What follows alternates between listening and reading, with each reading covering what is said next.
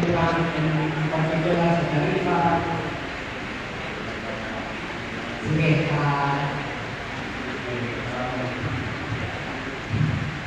maraming beses ginagawa ng tama. Sa akin, hindi po tayo gusto na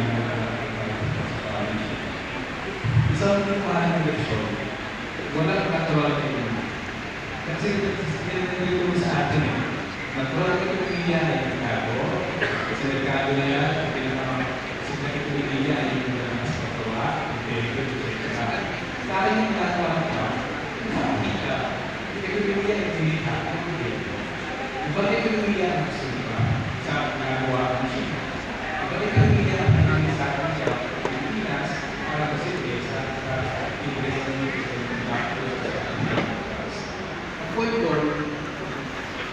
kung gusto natin na ipinili sa situation, kailangan gumalaw ng pagkakas. Sa ating mga ipinili, ang nasa interes natin. Hindi ko sila kasi parang hindi ko lang nila, parang bulong-bulong, sa ating dati, sa ating kapag nila, hinagad ko sa nila, kung turuan tayo, pwede ko pwede ng problema ko muna, dapat yung ginagawa ng Pilipinas. Ito, pero kaya ba, sobrang mahasal yung sa Pilipinas. Sobrang mahasal sa isip ako hindi nangyayari. Bakit? Sigurado ko sa akin. Naging ko gusto siya rin na naniniwala dito, hindi tayo dati dito, meron siya na po sa kasi kaya rin yung Pilipinas. Kaya gusto nyo ng Pilipinas nila. Dahil sa siya denomination sa presentation, makakuha ng University sa Pilipinas. Ito kama nila, digital minerals, pagod nila ng pagod. Pagod nila sa mga Pilipinas ng University, Boeing, Roman, Rito,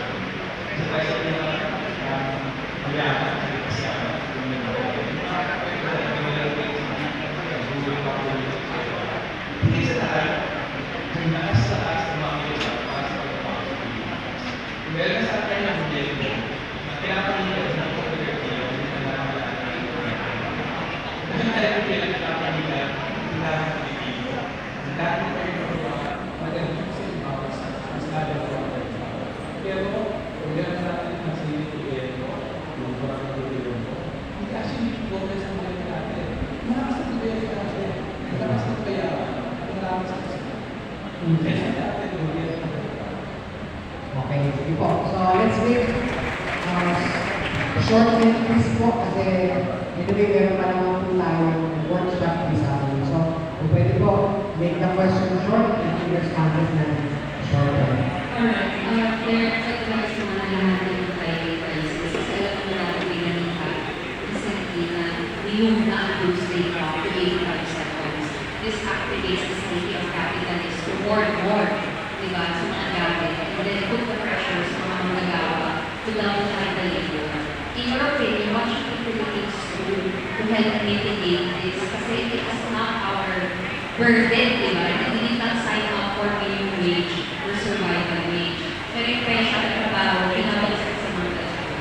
Paano natin ipapaunawa sa mga nagawa ang bigat ng pag-move ng doomsday law to 85 seconds in the Philippine context? Okay, thank you. Sige, dito muna sa kanan, si kasamang Leslie.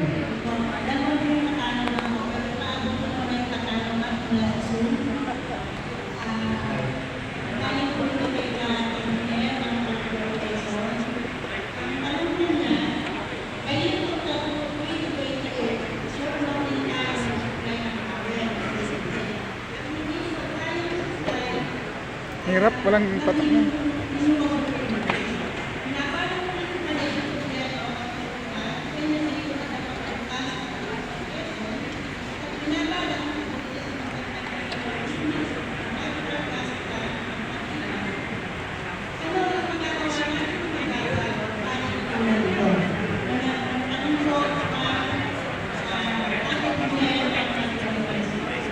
Okay, salamat sa mga message. Dito, dito, sa kaliwa.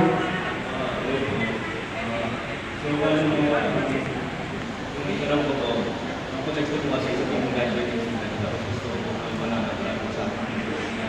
Ayun, gusto ko yung nasa alaman ng tao. Anyway, tanong ko ba kayo? Ano po mga mga faktor para sa mga resolution ng mga kapag ng bali, ano ang tigas ko sa mga ano ang kailangan gawin sa mga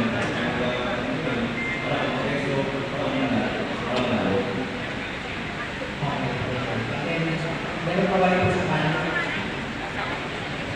Ang nagpagay ko, David. Isa po sa facilitation ng bilang ang guidelines sa naligtasan sa kasama. Pero, ang tinukulan ko, ito po yung lubos na pinagsasabi ng galaw sa kayang kaligtasan. Ibig sabihin po, dapat ko yung pagbabago na nananakan natin. Ito po yung ito. Pero ang tanong po namin, hindi po ito nag-representation sa pag-ibig. Ano ba kaya ang dapat po yung pagbabago sa pagbabago sa kaligtasan at sa pagbabago. Ang tanong pa rin. Okay, thank you. And then last one. Last one.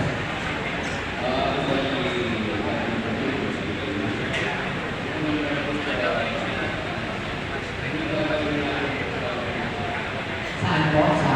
Maynila.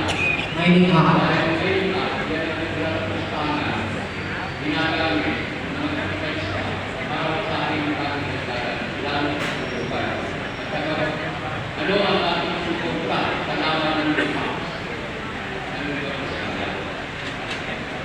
At inupas na yun ay nagpunta na so salamat sa suporta sa PCA na sa kabatang ng Pilis, sa Pilihan ng Pilis, sa mga nakawa, dahil ang ngayon, dahil ang gipili, buhay ka namin sa Pilihan ng Pilis.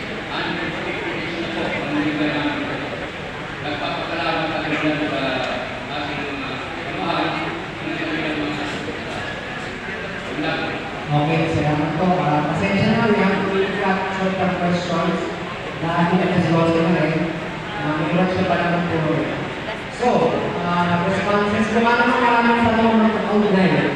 A lot of things have to do with ano natin gagawin, paano natin gagawin, specific to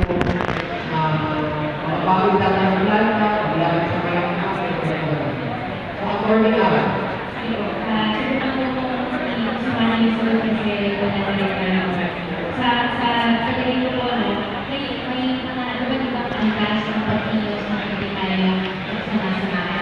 Siyempre po, nandiyan yung mga sarili ng pagharap ng mga proyekto kasi para po hindi na lang po, lalaganan natin ngayon ang konsultasyon.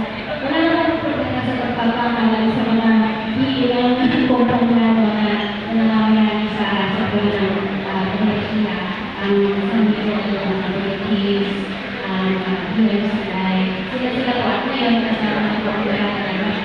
Nagpapamalan sa lahat dahil ngayon mas nasulat ang taas ng mga resolution. So ayan na po ang mga mangyayari natin, ang mga milyonaryo na po na nagsasama-sama at sinasabi mo. Full course tayo sa resolution at kami yung donation. Kasama po kami sa mga halimbawa lang ng mga lang po project pwede. Kasama ang simbahan talaga naman sa peso. Meron na po mga organization na donation. Parang sa emergencies pa ako ng simbahan at mga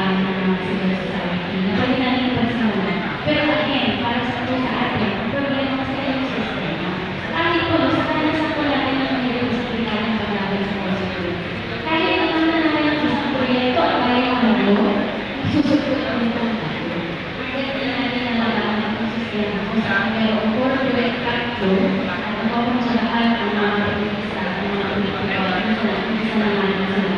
Kasi sabi ko, kung tayo po sa POS, hanggang sa pagkakit ng tubo natin, dyan sa mga tayo naman ang pagkakit. Tayo naman ang pagkakit, hindi naman maaasahan.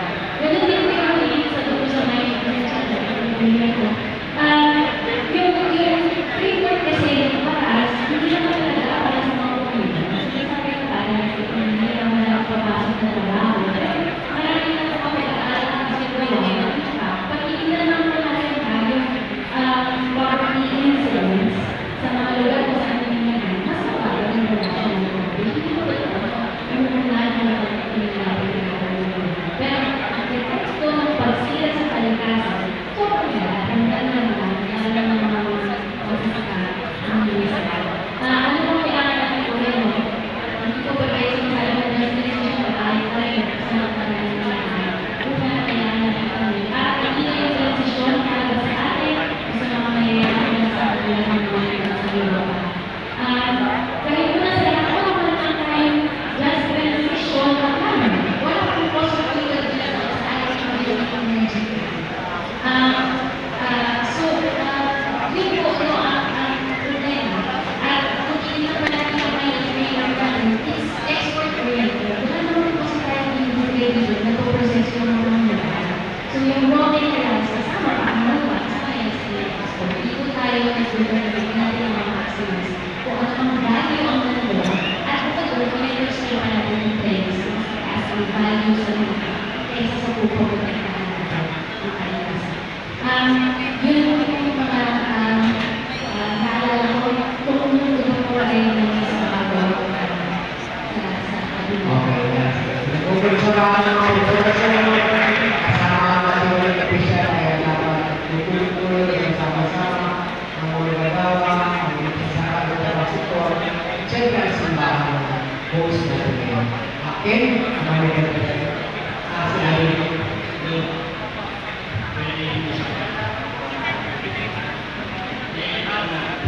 Sinabi may mga tanong pa po lang yun. Pagkatapos na lang. Magdadagdag lang po ako. Kanina may tanong po tungkol sa ano ba yung magawa o gawin ng mga magawa pagdating sa problema ko sa krisis natin pagdating sa energy. Ikaw po mga krisis na naranasan natin ngayon, hindi na sa energy, pero tubig, ay dahil minapolyo na po ng isang pamilya yung proseso at yung business na ito. Ginawa na nilang business na i-way, pero patag-patago na.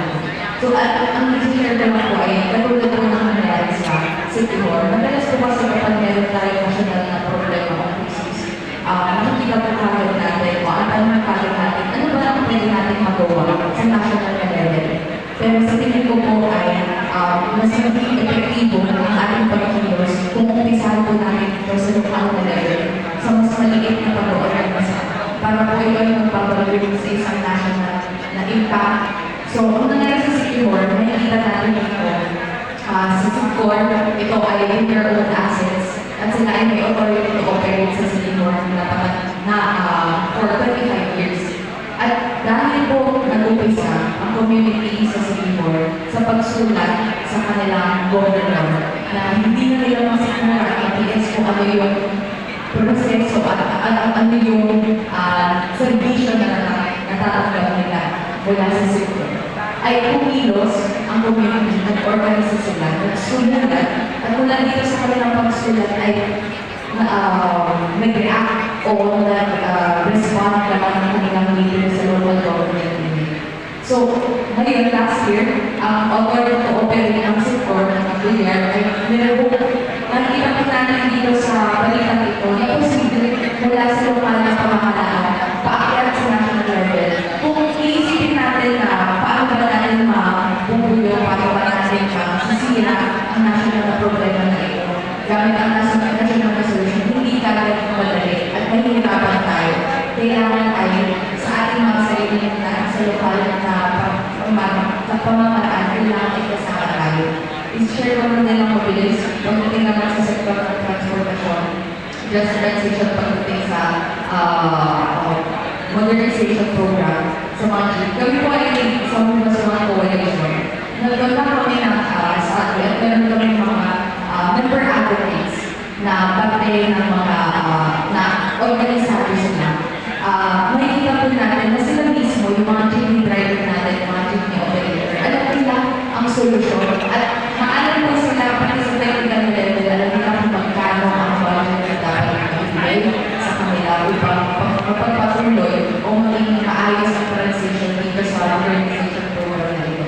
At isa iba't ibang level na isa po ay lumango, nakisalo, sumula, nakipag-usap, nag-organisa, at ngayon ay kasama din natin sila sa bibigay ng input tungkol sa national budget. So, ang dapat na funding o budget ang mapunta sa para sa public transport.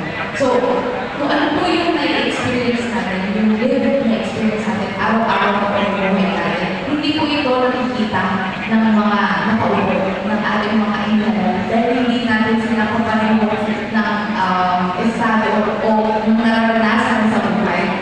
Hindi po sila commuter. Hindi sila po yung mga dekotse at may mga driver. Kaya importante na maiparating natin sa kanila kung ano yung nararanasan natin. At tawagin, sabihan natin sila o uusan o manawagan tayo, commute din kayo, maglakad din kayo, mag-bike din kayo. So, doon po mag-uumpisa, doon po sa tanong may mga kanina, ano ba magagawa?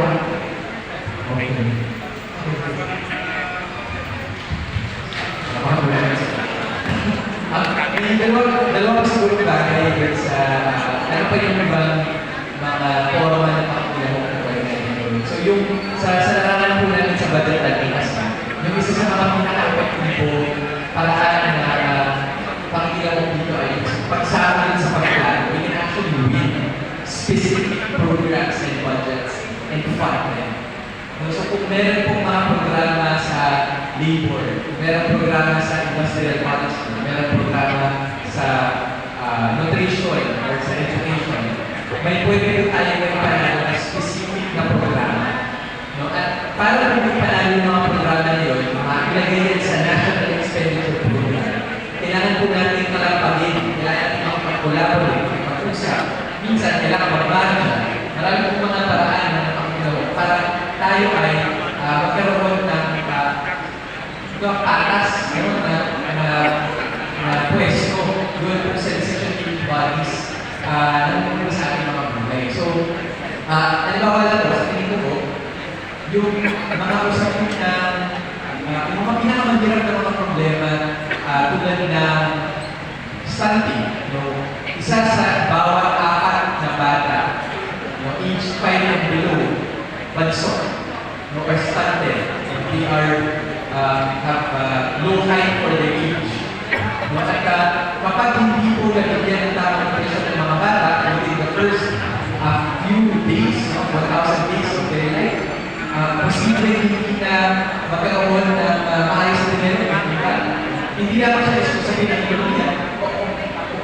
Sabihin po siya ng mismo humanity, yung pagkatao ng bata, ng kabataan Pilipino. At napakarami po mga bata na hindi na tamang atensyon. Bakit gano'n? Kailangan natin kalapagin yung mga ahensya that are involved in nutrition at yung mga tao sa gobyerno that are in charge of agriculture and food systems. Kasi dapat nag-invest tayo sa mga agricultural systems natin para makabawalan natin yung presyo ng Pilipinas. So yung mga kasabi ko na ganun, the more specific we are diagnosis and proposed program, mas madali po natin mag-realize sa mga ahensya. Nandito po kami sa Consular Coalition, trabaho po namin ay makapagtrabaho sa mga people's organizations or ordinary mga kaya para mas access po natin yung ating mga proseso na talagang karapatan na natin yung trabaho. Si Dr. po, final response, final word.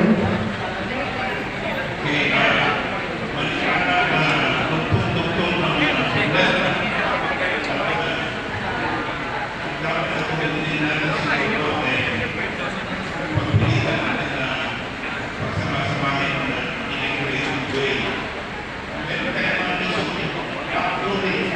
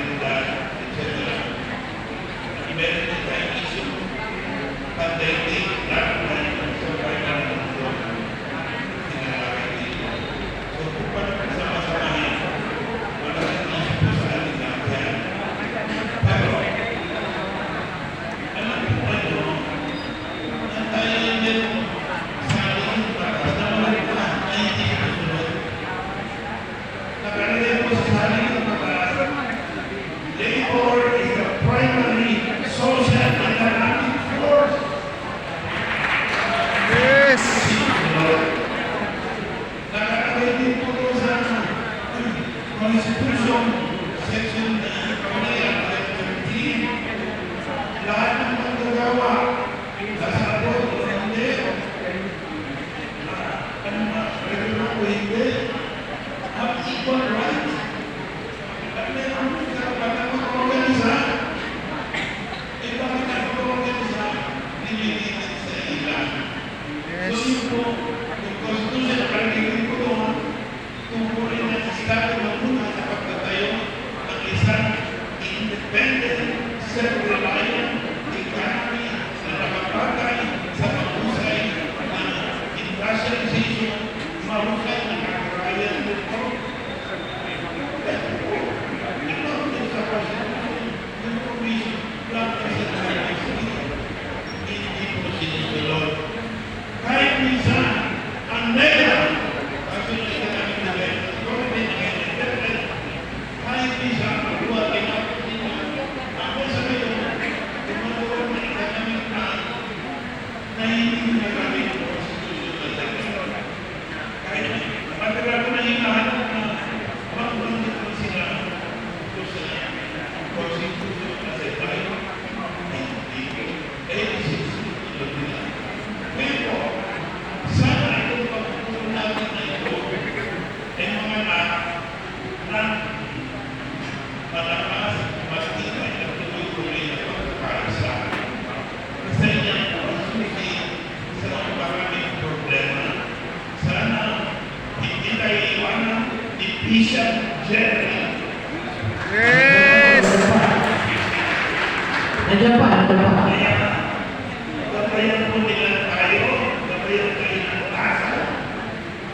Sapagkat, ganyan po ang nangyari nung magpas tayo ng handahan sa yung bigla pagdating ng martial law na pagdating sa inyo.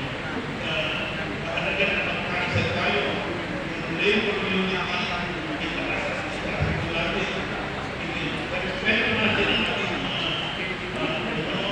federasyon, pero magkaroon tayo ng malakas na pagkakaisa sa mga bagay na dapat itunan natin ng sama-sama para sa ating bayan. Mabuhay na!